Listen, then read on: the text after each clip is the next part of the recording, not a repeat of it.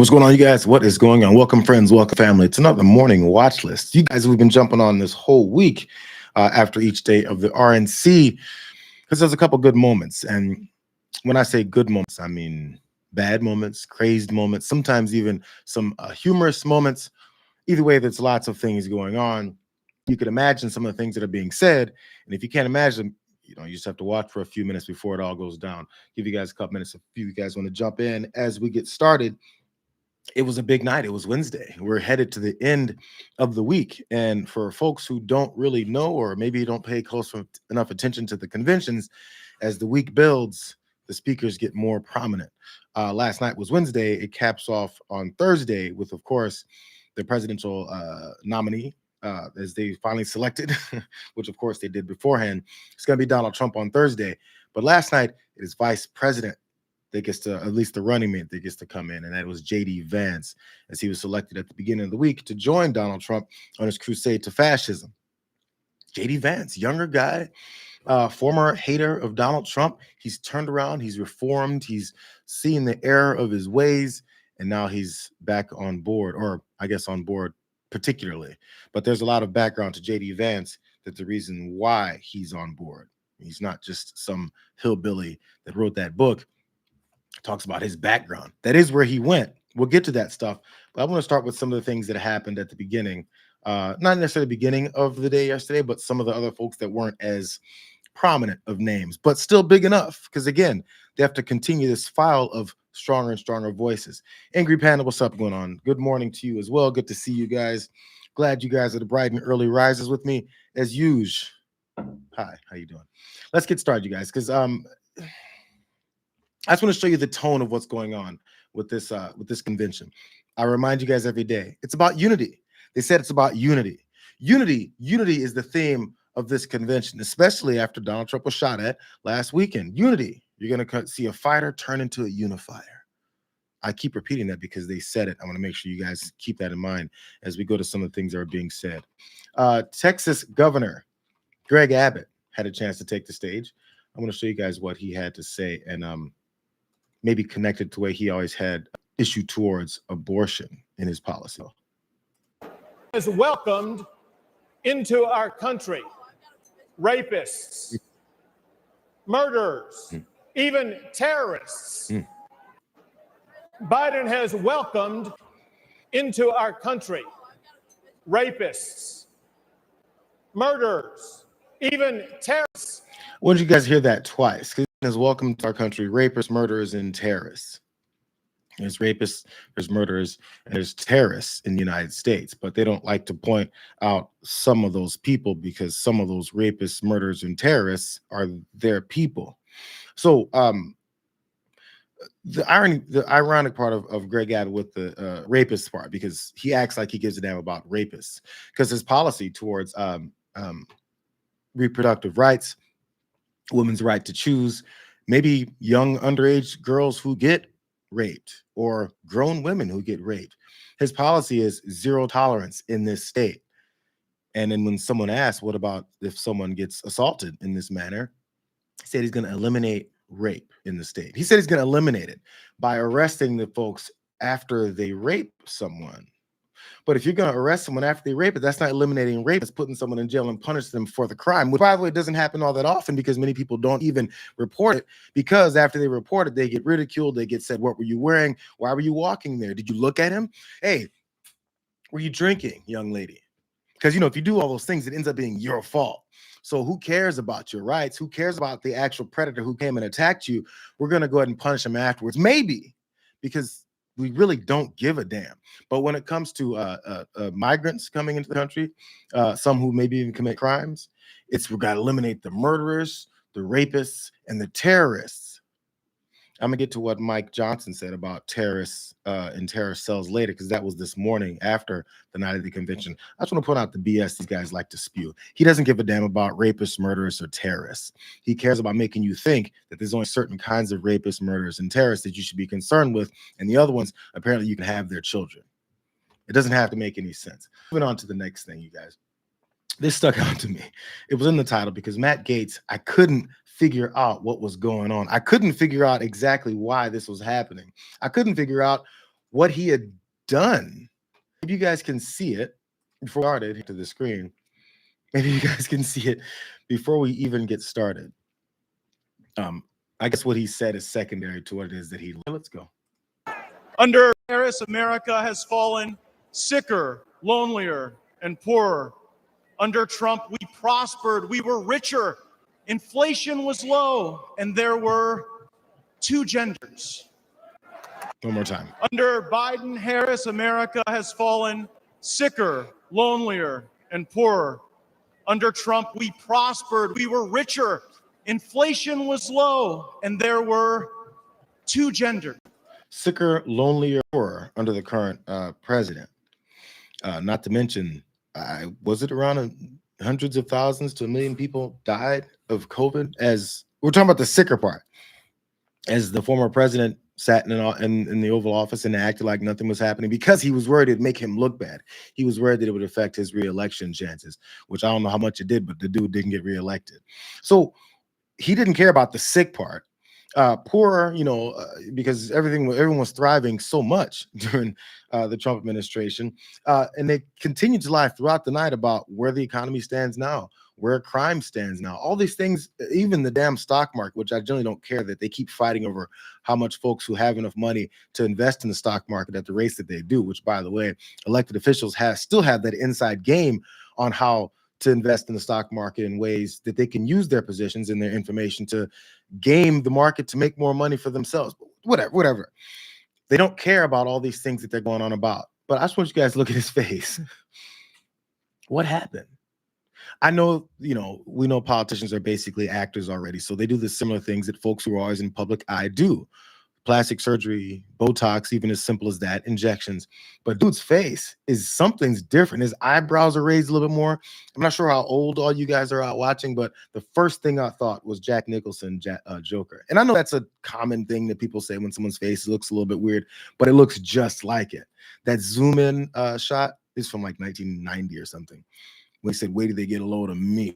If you guys look up that clip of Jack Nicholson as the Joker, "Wait till they get a load of me," look at Matt Gaetz's face right here. It's very similar. He's like 40 years old. Why does he have to do all that? I don't know. It was a big event. I guess give him a pass. I don't like going after people's faces, but dude, I don't know why they have feel they have the need to do that. So speaking of that, here's Kimberly Guilfoyle. She was speaking as well. She had her usual excited tone push through her speech. These speeches went a little bit longer. I was watching a lot more closely last night live as they were speaking because I was waiting on JD to come up. These speeches are long, bro. They go for like 20, 25 minutes sometimes. They go long time just reciting the same lines. Many of these speeches started by saying Donald Trump dodged that bullet. Donald Trump saw the bullet coming at him. And when it whizzed by his ear, he said, "F you, bullet." Like these stories of the assassination attempt are really growing. They're turning into some tall tales. So many of them started that way, but I just want to show you guys how Kimberly Guilfoyle talks about that aspect of Donald Trump's omnipotence and his tough guys. Watch. Gentlemen, like you, I have spent much of my time the last few days in prayer. And I know that praying. God has put an armor of protection over Donald Trump. Come on, wait a second. No, I want you guys to see it again. Like you, I have spent much of my time the last few days in prayer. And I know that God has put an armor of protection over Donald Trump. Watch her cross herself up. So Kimberly Guilfoyle has been for the past few days, ever since last weekend. I don't know if she was praying before that, but she's been praying ever since. What she's been praying for, she won't really reveal to us because she hasn't been praying. These are just my speculations, so I apologize for my assumptions here. She's been praying ever since Donald Trump was shot at. About what? That another attempt won't happen? Maybe if you don't want those types of things to happen, you would lessen this tone, lessen the rhetoric, lessen the violence, lessen the amount of times that from the floor of this convention, they're yelling, "Fight, fight, fight, fight." How so? And who? because they keep saying they shot at him. They. So now I've been praying about it for the past few days, and God has put a shield of armor around Donald Trump. What does that mean? What does that mean? The people in the crowd really sit and go, there's a dome, there's an invisible dome over our president now. And if you believe that, why do you care that the Secret Service failed him? Why do you care that a woman is the head of the Secret Service that you guys say because she has ovaries that she can't do her job? Why do we even care that he was shot at? Because you know what? God has an armor, a barrier over his head because he's the chosen one.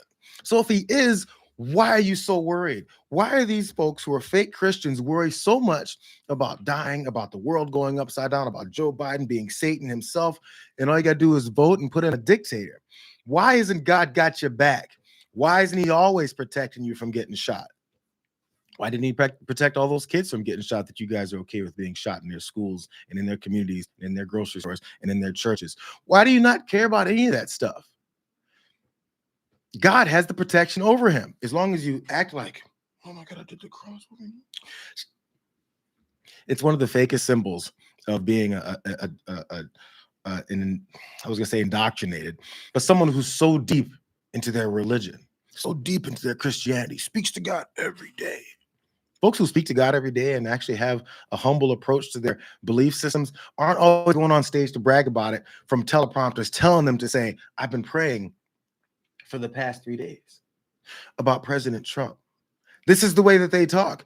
They were told to say these things. I want to keep reminding you, these are teleprompters. And when Mike Johnson's went out, he couldn't say anything else. These are prepared speeches. She has not been praying since last Saturday about Donald Trump. There is no iron dome over Donald Trump's head, or else they wouldn't be bitching and complaining about this all the time. Just want to point that out. I've gone too long on this. There's so many more videos I want to get to. There's more. Let's go to another one, you guys. This is the back end of her speech. As people have noticed before, when she had, I think it was at the last convention, and she had the line, "The best is yet to come," and got a lot of grief for that. I think she leaned into it, but maybe not as hard here. Let's go. Is your moment.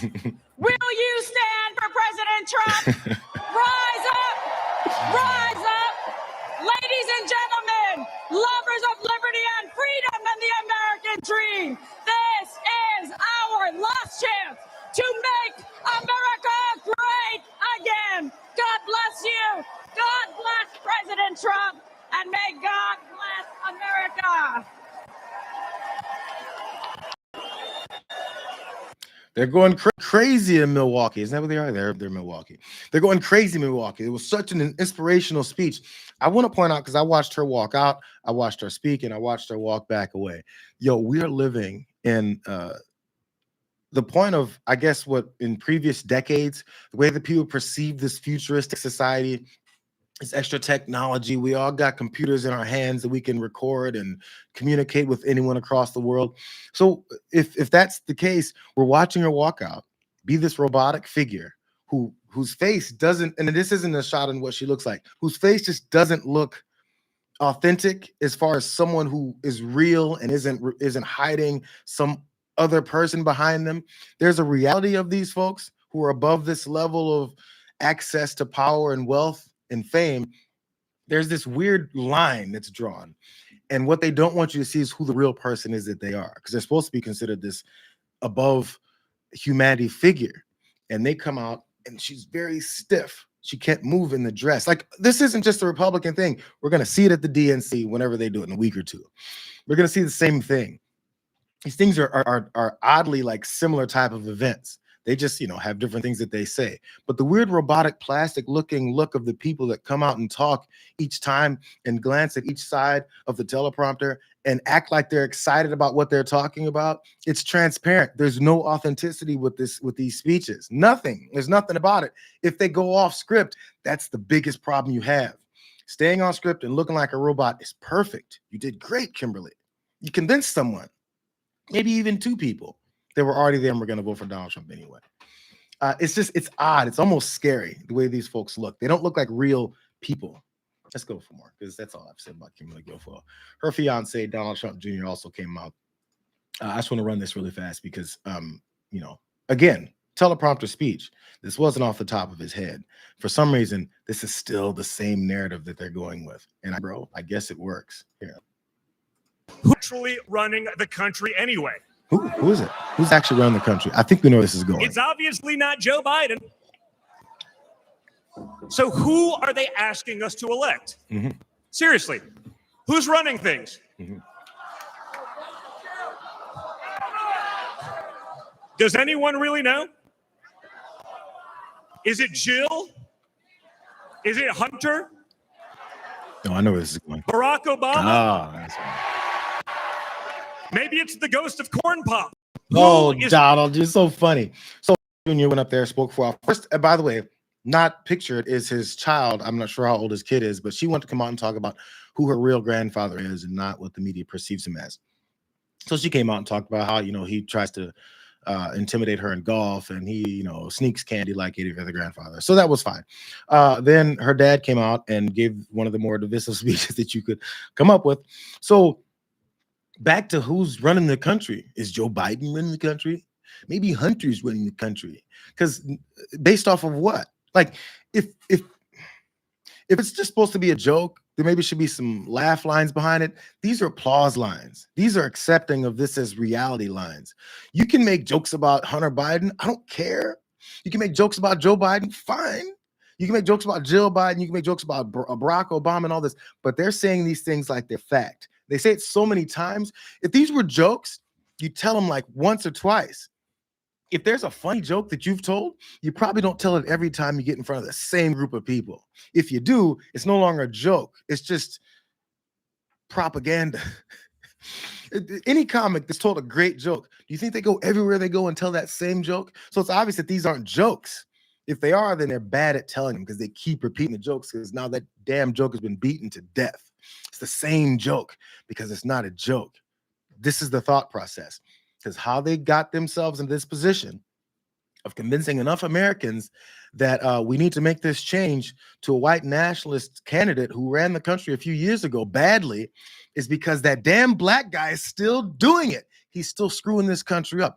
That black guy that you hated before, the one that sparked that political mindset in you to come out and vote for a racist. That damn black guy is still doing it. He's still implementing those black policies. Why don't he go back to his black job?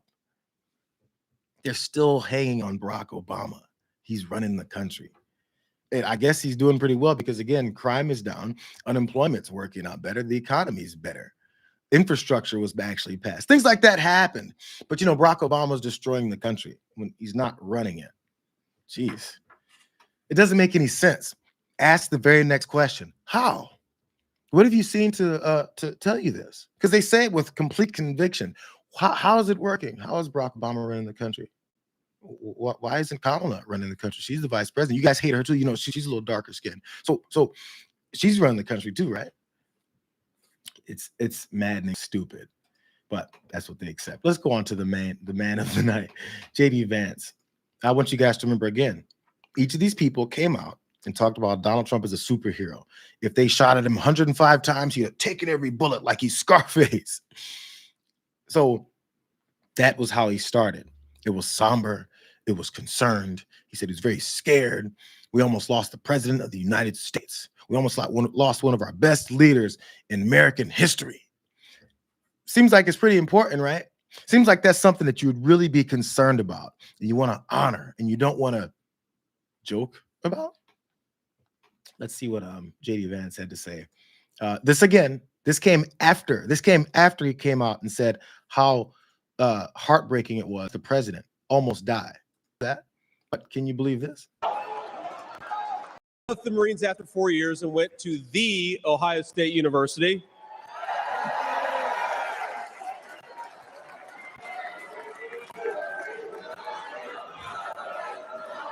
I'm sorry, Michigan. I had to get that in there.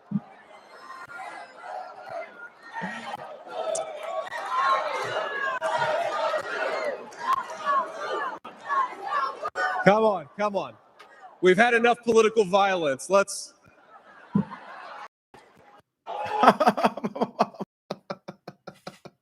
So he went to the Ohio State University. Of course, they're rivals with Michigan. I'm gonna give you guys a quick breakdown because David Schuster isn't here to talk trash about this guy. If you guys ever watched the Watchlist live, the live show we used to do, when David Schuster would come on, he's a Michigan guy, and there was always bad things to say about Ohio State. They're fine. That's out of the way. So JD Vance dug right into that. The Michigan delegates that were there, he, ribbed them a little bit. The Ohio State University. And then they chanted their "Go Blue" or whatever they were chanting. He said, let's calm down because we've had enough political violence. Which political violence is he talking about? Which political violence is he joking about? Which political violence is the crowd laughing and chuckling about? That very dangerous, very serious, somber political violence when Donald Trump was shot at and that bullet whizzed by his head? Is that the political violence we're talking about? Is that the very important event that changed the future of America, that changed the way we think, that changed the way we should vote in this election? But let's joke about dude almost getting shot in his head and it splitting in half. Maybe let's joke about that. Maybe they don't actually give a damn about whether or not this guy died that day. Maybe they just want to use it for political purposes. Here's the reason why people had these, weird conspiracies about how they planned it and made sure that he barely missed, and that Donald Trump then jumped on the ground and cut his ear open with some ketchup. All those conspiracies that came out about it. The reason those people came out with it, and I don't believe those, but the reason those came out is because the way that they responded to it now. The way they're responding to it is that, it's so funny. Michigan, Ohio State, just like Donald Trump, almost got his head shot off. Really funny, huh? They don't care. Just continue to pay attention to the energy that people have and how real it is. The thing you should always look for with every politician, Democratic and Republican, is how real are they being? Is what they're saying now consistent with the energy they were just giving that very same subject 5 minutes ago? Crossing themselves up. Oh, I've been praying for 35 days over Donald Trump. Oh my God. God put a protection over him. Oh God, I can feel it in my own ear. So if you're that deep and devout in your Christianity and God's talking to you about how God got scared when Donald Trump almost got shot, why are you now joking about it based off of Michigan and Ohio State? Because it's not real. Because he doesn't give a damn. You guys got more? I've got more. Here's more from JD Vance. This is fun. Really fast before we jump to it. JD Vance is from Ohio. He's a hillbilly, he says, in Hillbilly Elegy. He was partially raised, I guess, by his grandmother because his mother had some addiction issues. And Meemaw, as he pointed out, his Meemaw was a rock in his life. Another good story about who you come from and your background. Maybe introduce yourself to the voters out there. But Meemaw has a very particular story. A lot of people were talking about this. And when I saw it, I was like, is this a flex? Because apparently in this country, it's a flex to have a Meemaw that does this. Come on, man. This can't be real. Before I left for Iraq in 2005. And when we went through things, we found 19 loaded handguns. They were...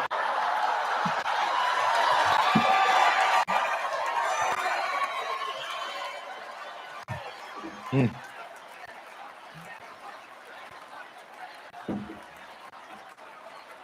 think they're chanting grandma or mom, Now, the thing is, they were stashed all over her house, under her bed, in her closet, in the silverware drawer.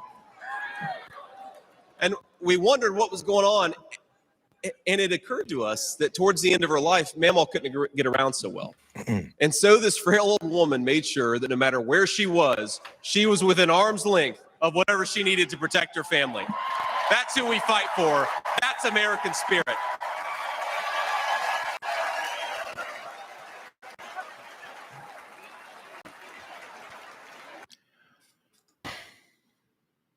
Mamaw, in her later years, he said, picture this frail old lady. Let's go back to what he said. She passed away. They, looked through her things like any family would do. And they discovered 19 handguns. Again, take this with a grain of salt if you'd like, or believe it. Either way, it's crazy. They found 19 loaded handguns scattered all around the house.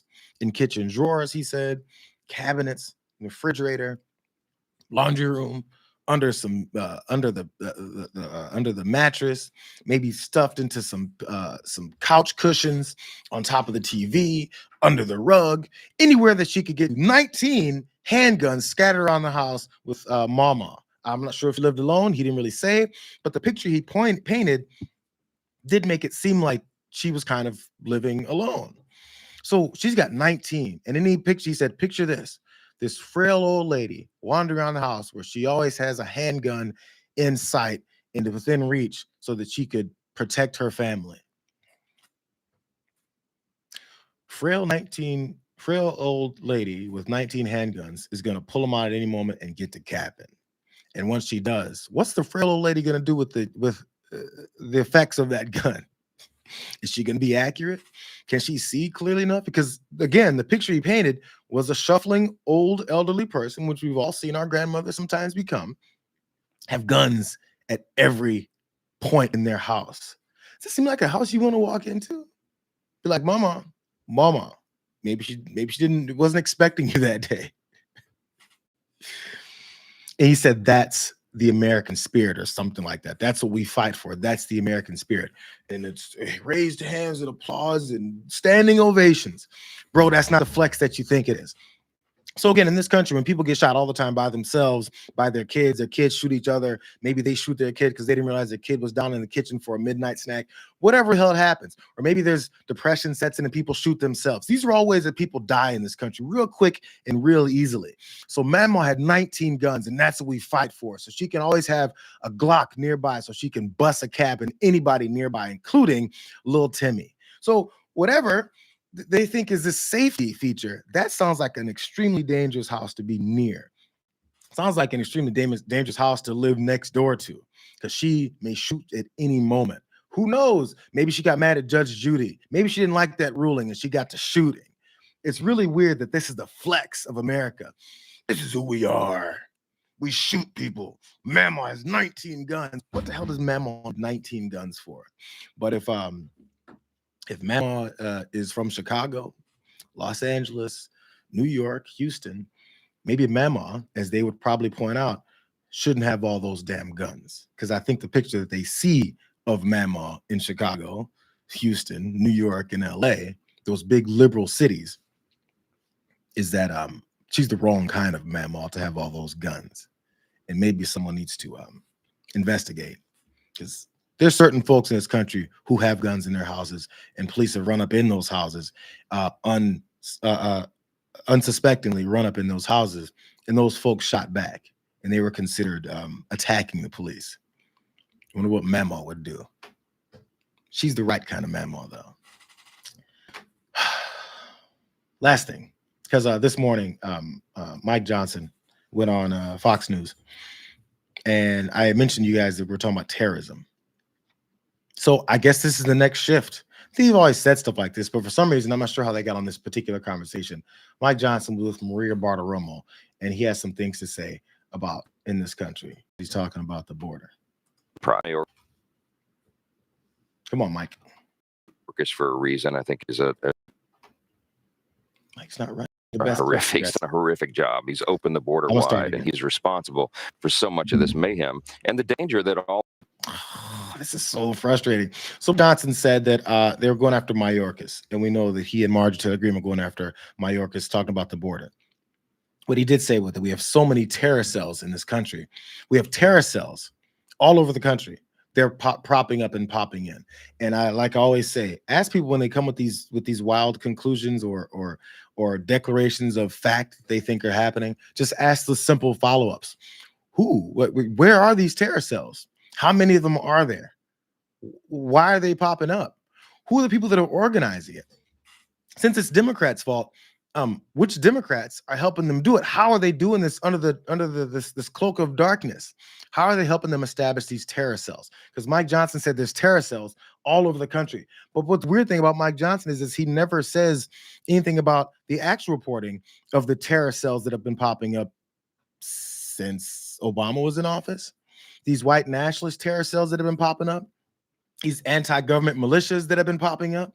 These are the number one homegrown terrorists that have been attacking Americans for the last decade and a half. These are the biggest growing terrorists in the country. But they don't believe that. They don't believe the actual stats and figures that actually you could ask, really, who? Where are they? When have they been popping up? There's facts behind those. And we've seen the attacks that they've carried out. So Maria Bartiromo, hopefully this one will play, you guys. Maria Bartiromo accidentally always asks the follow-up question that dispels their BS because she's actually interested. There's been times when politicians come on her show and then they'll give some crazy point of view and she's like, really, how does that happen? And I was like, yes, ask that question. And they come off with some offshoot and they don't answer the question because they don't have an answer. But her gullibility as she's sitting in front of these folks lying to her face is like, oh my God, this is really happening. And she asks them these follow-up questions because she's really interested in those details because she thinks it's real. And then Mike Johnson, I really hope this plays because this is a big indicator of who these folks are. So Bartiromo asks him for more details about these terror cells. I really hope this plays. Now. I don't know how it'd be conjecture on my part, but intuitively we know that this is a serious problem. You've had tens of thousands of Chinese nationalists. We know on the terrorism watch list that have been stopped at the border, but we don't know how many have come in. We assume there are many, and they're spread out all around the country. Wow. Okay, so just how many terrorist cells would you estimate are in America right now?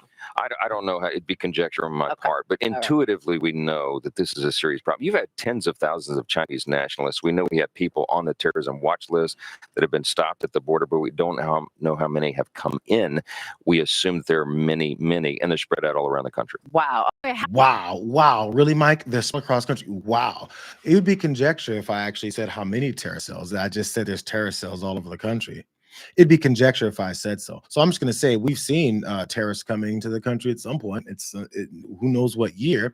Can't tell you how many. We just know there's terrorists that have come to the country. I'm sure there's been a lot of folks that come in the country that aren't necessarily that good. There's also folks that are in the country that are born in this country that aren't necessarily that good, and they carry out terrorist activities. So no answer from Mike Johnson about where these terror cells that he knows are all over the country. Well, bro, how do you know they're all over the country if you can't tell me where they are, can't tell me how many of them there are, you can't tell me who's involved in it? Just these faceless, scary, as they like to say, military-aged men who are creating terror cells in our country. Again, I'm not going to completely doubt that there's no terror cells popping up in the country, but I definitely will acknowledge all of the terror cells that we've seen popping up around the country and that have acted out, that have been at events saying that they're terrorists and they want to spill the blood of their enemies. Well, Mike Johnson doesn't have that information. But Maria Bartiromo is still on the, wow, really, Mike? Really, Mike? Mike, wow. You mean there's terror cells in our country? He just has no information on it. Anytime Mike Johnson is anything or specifics of what it is he's talking about, he doesn't have any answers because Mike Johnson is an effing liar. Moses is a liar. He has no idea what he's talking about. He's just a liar. He's just a quiet liar. He's a math teacher looking liar. I'm done with this, you guys. Glad you guys all showed up and hung out then this morning. I've been talking longer this time than I did others because there was a lot going on. Tonight, Donald Trump speaks. I'm not sure who's speaking in front of him, but it should be a good time as well. I might even jump in the middle of his speech and do a live, you guys, because this might be hard to really break down all the things Donald Trump might say tomorrow morning, like I've been doing each morning here, you guys. But I might jump in if time permits and allows me to get in there and give my 2 cents here and there. I know a lot of us are doing this. I watched John, Anna, Jenk, and Michael Schur last night covering the speeches. Good times. I miss those guys out there. The convention's always fun. I hope they enjoyed themselves each night because the Republican convention is actually a fun one to go to for the craziness that goes on. It's kind of entertaining. But so those guys were on last night. I'll probably be on a little bit tonight to peek in whenever Donald Trump goes on his rants again. Or maybe I should make assumptions. I heard we're going to see a unifier tonight. Not a fighter, a unifier. So maybe we can take a shot for every time the crowd chants fight, or he says fight, or the word fight is just thrown out there. We'll see. Hope you guys hang around with me more. We do, by the way, for you guys who didn't realize, because yes, we're doing these lives more. The watch list still has regular, we do a couple videos a day. They're more pre-produced, put together. I have the videos more cleaner and set for you guys to prove these points. Got a couple more coming out today, of course, about the general politics of this campaign, this election in our society. Glad you guys are with me. Maybe you guys can catch up with us later. So good to see you. Hope you guys have a good day. Enjoy yourselves as we go into the back end of the RNC. Donald Trump speaks tonight. We'll see you guys later.